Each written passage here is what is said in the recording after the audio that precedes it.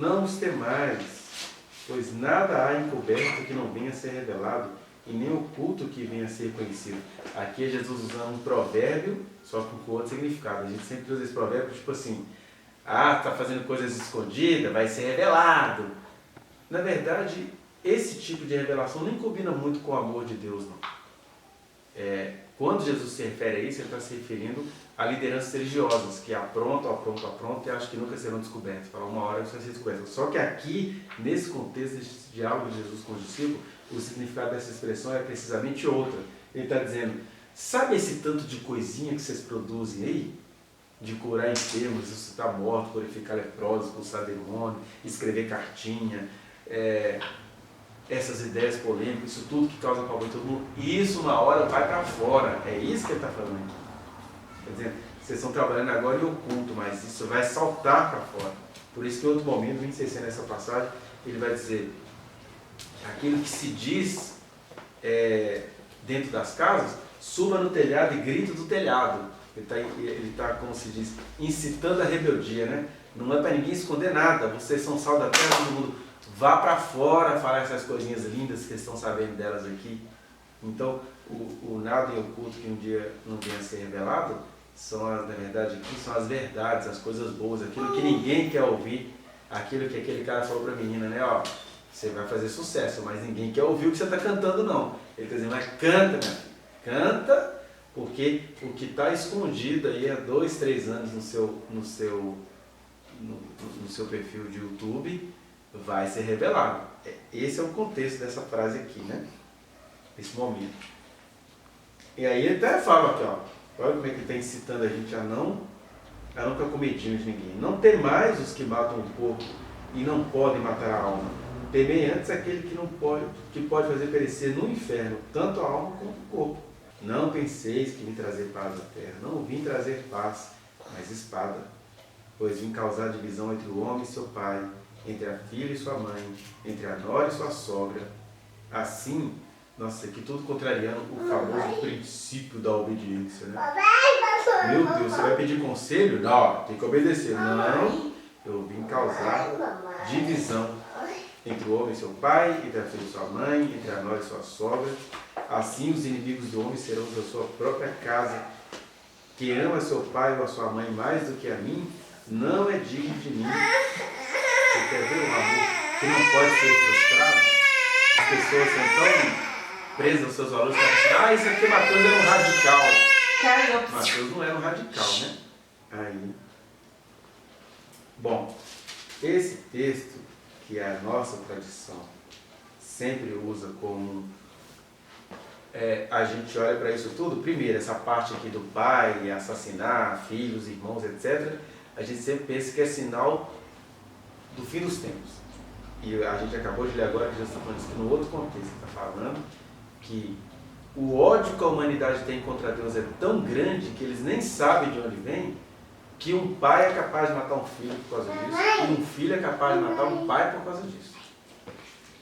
Que a humanidade tem um ódio contra Deus. E acho que é em Lucas que ele vai dizer que nesse tempo, acho que é em Daniel que ele fala isso, Jesus está aqui reforçando a profecia de Daniel, que nesse tempo, né, quando o ungido estiver entre nós, muitos vão matar, trair e odiar uns aos outros. Porque o ser humano é aquilo que Jesus falou para Pedro. Pedro, só o Espírito de Deus, o ser humano, faz o ser humano me reconhecer e viver em mim. Porque fora isso, eu causo ódio nas pessoas, eu causo nojo nas pessoas, eu causo pavor nas pessoas, eu causo antipatia nas pessoas. A menos que meu Espírito esteja em alguém, para eles verem a realidade com outro olhar. Né? Se os teus olhos forem bons, todo o teu corpo será luminoso, significa, se o meu Espírito está em vocês, essa é a esperança de vocês. E fora isso, um filho é capaz de matar um pai e um pai é capaz de matar um filho por causa do meu nome. Porque eles odeiam o meu nome. Essa é uma questão. A outra questão que a gente tem aqui é que Jesus, sem contar, mas quando você vai entendendo os contextos, você vai vendo que Jesus está mostrando exatamente quem é que vai nos rejeitar. Tipo aquela música do... Estou aqui dentro ainda, hein? Tipo aquela música do Gilberto Gil, ainda vou usar ela como uma mensagem. Se eu quiser falar com Deus, já ouviu essa música? Que assim, quando eu tinha ouvido ela quando eu era pequenininho, era um pavor na igreja, era uma blasfêmia. Mas ele está ali entendendo o Espírito do Evangelho, dizendo assim, caramba, para eu falar com Deus eu tenho que virar um cão. Tenho que virar o cão. E é verdade, eu tenho que fechar os olhos, tenho que apagar a luz, eu tenho que virar um demônio para eu falar com Deus. E ele tá ironizando, tipo assim, engraçado a religião, né? Porque Deus veio aqui dizer que Ele é Pai, que Ele é Abba, que Ele quer ser nosso íntimo. Mas se eu quiser falar com Deus, eu tenho que fazer todo um preparo, e quando eu vejo, eu sou um demônio falando com Deus, porque parece que Deus é um demônio para me ouvir. É o tipo de mensagem que Jesus pregava, que Ele encarnou, e que as nossas tradições não dão conta de ouvir. Mas é o evangelho ácido, assim, inteligente, artístico, né? Tomara que você fique curioso, que eu vou ver essa música em casa. Porque é isso. Ela está denunciando assim, olha o Deus que vocês adoram. Independentemente do Gilberto Gil ser ateu ou não, tem uma mensagem ali, né? Ele está dizendo, puxa, é esse Deus que vocês falam? É isso. E aí, quem tem o Espírito Santo, sabe pegar essa música, seja lá por qual motivação ela foi feita, e sabe mostrar o Evangelho ali. Porque tem Evangelho ali. Então, o que eu queria, a gente poder falar muitas e muitas horas viajando, é só mostrar os pequenos detalhes. Vamos ver se eu consigo. Primeiro, quando Jesus falou isso com os discípulos, ele começa a falar assim, vocês vão dar preferência às ovelhas perdidas da casa de Israel. Porque, por incrível que pareça, desde quando Jesus falou isso até hoje, Jesus chega e fala assim, vocês têm que pregar de preferência às ovelhas perdidas da casa de Israel. Porque onde é que a gente descobre que o Evangelho tem que ser pregado? É aos crentes que na época de Jesus aqui, ó, eram as ovelhas perdidas da casa de Israel. Então, seja isso significando o povo de Israel, seja isso significando as igrejas onde o Evangelho precisa entrar, seja isso significando uma cultura que se considera cristã, onde as pessoas não têm nada de cristão, né? Grandes loucuras foram praticadas na chamada Idade Média, né? Que era uma idade, por assim dizer, católica romana, cristã. Tinha muita produção de cristãos, né? Muita meditação, muitos frades, muitos evangelistas, tudo, que foram torturados pela igreja. Igual Jesus foi torturado por Israel. E eu sei que a divisão entre isso e a síndrome do coitadinho, ela é muito fininha, mas ela existe. Existe essa diferença. Ninguém aqui tem que se sentir coitadíssimo, a gente tem que ter essa consciência de que a nossa mensagem ela já é inválida para esse grupo que a gente vai falar. Mas precisamente porque o Evangelho é poder de Deus, é que a gente precisa pregar, é que a gente precisa falar, é que a gente precisa fazer isso que você falou que aconteceu na sua aula. Isso não é infiltração, isso é apenas o fluir do Espírito. Você está ali, de repente, quando você está vendo, você está sendo o rio de água viva ali para aquelas pessoas. Só que a religião, a tradição, que se esconde muito nos setores, eles estão alertas. É interessante que eu já vi gente que me chamou para vigiar o tipo de coisa que eu falo e na mesma sala de aula mentir para os alunos, mentir mentiras deslavadas. E ainda se passarem como pessoas boas, conservadoras, que estavam... Eu estava mentindo porque eu estou zelando pela integridade dessas pessoas. Você fica, que coisa feia, que gente feia. Né? E a nossa autenticidade de sermos cheios do Espírito é que é ridicularizada por essas pessoas. Mas aí Jesus dá a dica de que ele está falando sobre a religião. É aqui, ó, quando ele fala primeiro. De preferência, procurar as ovelhas perdidas da casa de Israel. Aí lá no versículo 14 ele vai dizer, se alguém não vos receber, quem é que geralmente não nos recebe? As ovelhas perdidas da casa de Israel. E suas múltiplas aplicações. Quem são as ovelhas perdidas da casa de Israel? Aqueles que se acham ovelhas no aprisco, né? São os cafés de pastores, são os congressos. Eu sempre me sinto estranho num lugar assim. E eu sempre ouço dos meus amigos íntimos assim, não vai pregar, assim você não vai ganhar ninguém. Mas eu tenho que que ganhar alguém com essa palavra que Jesus deixou aqui? Porque o Evangelho nem é questão de ganhar alguém, o Evangelho é questão de poder de Deus, ou seja, é poder de falar. Falou, acontecia com Jesus, né? Falou, acabava em pedrada, mas ele falou. Não vai ganhar o concurso, mas cantou. Se ganhar também, vai ganhar só o concurso. Não sabemos o que vai ser isso dali para frente, né? Aí tem essas coisas que as pessoas sabem fazer com a sua sabedoria terrena, humana, animal, carnal, demoníaca, que é conquistar todo mundo. Desde que eu entendi isso, eu perdi a ilusão, né? Eu saúdo a sabedoria que Deus deu a Salomão, mas eu perdi a ilusão dessa sabedoria de Salomão, porque bonita mesmo é a sabedoria de Davi, que não sabia existir se não fosse em Deus.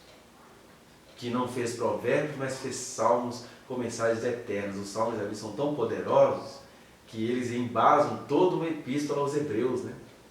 É toda baseada nos salmos de Davi. Que loucura que é aquilo. Que essa é a sabedoria que a gente deveria, a partir dos conselhos de Salomão, procurar, né? É a sabedoria mais preciosa do que colares. Aí ele vai falar, se alguém não vos receber, porque quem é que não nos recebe? É gente que deveria nos receber. E aí para essas pessoas, porque quem que é esse povo que não nos recebe, fala, vou evangelizar, se não quiserem nos ouvir, vão bater o pó. Engraçado, Jesus nunca ensinou a gente a bater o pó para aquilo que aparentemente não é crente. Porque ele fala assim, versículo 15, em verdade vos digo que menos rigor haverá para Sodoma e Gomorra no dia do juízo do que para aquela cidade. Quem são aquelas cidades? As cidades das ovelhas que se achavam seguras, mas eram ovelhas perdidas da casa de Israel. Aí Jesus está dizendo, vai ter menos rigor para Sodoma e Gomorra no dia do juízo do que para essa cidade de Israel que não ouvirem vocês e que não me receberem. Ou seja, mas isso é papo desse povo com Deus. O nosso papo com Deus é, e aí? Abriu a boca? Foi lá? Semeou? Fez? Recebeu o deboche na cara, mas fez? Né? Então, é esse evangelho que a gente acha que não dá certo, é que a gente tem de anunciar, porque o evangelho que vai dar certo não é a gente, não são as nossas propostas, né? E aí, quando é um religioso que não nos ouve, é a esse que a gente tem que pregar essa mensagem também. Você, do mesmo time meu, que diz que adora a Deus, que conhece a Deus, você não me ouviu? Com essa pessoa, porque ela te dá os sinais de que ela sabe quem você é. Ela te dá os sinais, né? Aí com esses aí é que a gente faz o que Jesus fazia e fez, né?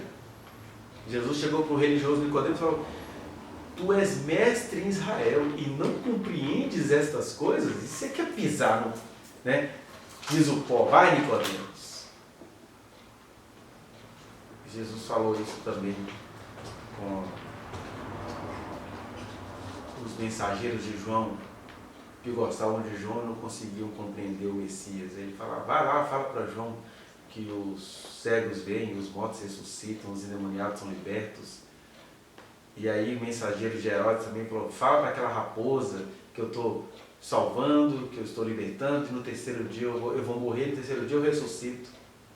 E isso aqui é bater o pé, não é necessariamente bater a poeira dos pés, mas é você não se fazer de rogado. Olha, você sabe quem eu sou, eu também sei quem você é, e a mensagem para você é essa. Você é doido, você falou isso com fulano, fulano sabe quem eu sou, eu sei que fulano vai ouvir, né? Então Jesus vai mostrando em vários momentos da fala dele, quando ele fala aqui, por exemplo, acauteláveis os homens, que, por exemplo, o Malafaia ensina a gente a ficar com medo do mundo. Aí ele está dizendo, não, tomem cuidado com homens. Quais homens? Porque vos entregarão aos tribunais e vos açoitarão nas suas sinagogas. Ele está falando aqui de liderança religiosa. Eu não tenho que ter medo de liderança religiosa, né? Porque eles é quem não nos ouve, eles é quem não nos recebe, eles é quem nos expulsam, eles é quem nos entregam, eles é quem nos processam. Ele está dizendo, tenham cuidado em relação a eles, mas olha que cuidado que Jesus manda ter, né? Ter cautela. Ele fala, eles vão fazer isso, mas vai dar ruim para eles, porque quando eles fizerem isso com vocês, é que vocês ficarão conhecidos. Ou seja, não tenham medo de causar tumulto. Se o tumulto vai vir deles, eles só estão promovendo aquilo que eles odeiam, que eles queriam para si mesmos, né? E aí, ele fala, e quando vos entregarem, então ele não está dizendo que a gente vai ser livrado, ele está dizendo que a gente vai ser pego. Quando vos entregares, não cuideis em como o que haveis de falar, ou seja, pegaram vocês e agora mandaram vocês para outra instância, abre a boca e fala. E aí ele fala, esse povo não tem cura não. Vocês acham que vocês vão conseguir o favor de alguém porque eles te receberam, te entregaram? Não vai parar. Porque eles falam assim, gente, a carne é maravilhosa. Natália é um ser raro. Aí, o que vai acontecer? Aquilo que a gente viu outro dia numa reunião. Tá se achando gostosa. Agora pronto, agora ficou doente, tá achando que tá falando com Deus. Comece assim, até que vem um desejo, uma vontade. Uns matam, outros matam a sua moral, vão matar a sua reputação, né? Estou só esperando ele vir aqui porque eu não vou aceitar isso não. E é engraçado isso, né? Eu fiquei ouvindo aquele cara falando da Aimee, quando ele fala assim, por exemplo, eu sou vigiado todos os dias, as minhas atividades são as melhores possíveis. Qual que é a minha atividade? Minha atividade é aconselhar, é ouvir da pessoa assim, meu Deus, que bom que eu estou ouvindo isso de você. O mundo inteiro precisa ouvir isso. Mas você é vigiado todos os dias por pessoas com quem você nem imaginaria. Eu lembro há uns 2007, são quantos? 17 anos atrás? Há 17 anos atrás, quando a primeira... 2017, dá 10 anos. 2004, 17.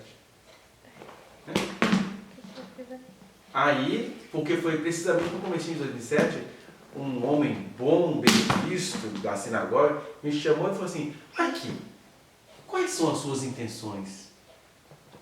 Aquilo mexe com a gente, porque eu fico assim, esse cara está desconfiado de mim.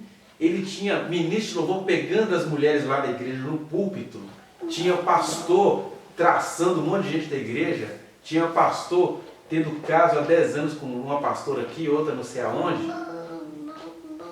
Mas ele veio perguntar para mim quais eram as minhas intenções, por quê? Por causa da mensagem que eu pregava. Mas ele foi o primeiro impacto que eu tive na minha vida, né? Depois eu fui vendo outros. E aí chega aqui onde Jesus falou, vocês estão achando que o negócio é lá fora? A coisa vem para dentro. Aí é desejo de morte, é trama, é assassinato. Então, ele fala, seus parentes vão te entregar. E às vezes não entrega não, fica sendo um mensageiro de Satanás na sua vida, te vigiando os passos, planejando deboches. Tem gente que já falou assim, não, eu planejei falar aquilo para te matar de raiva.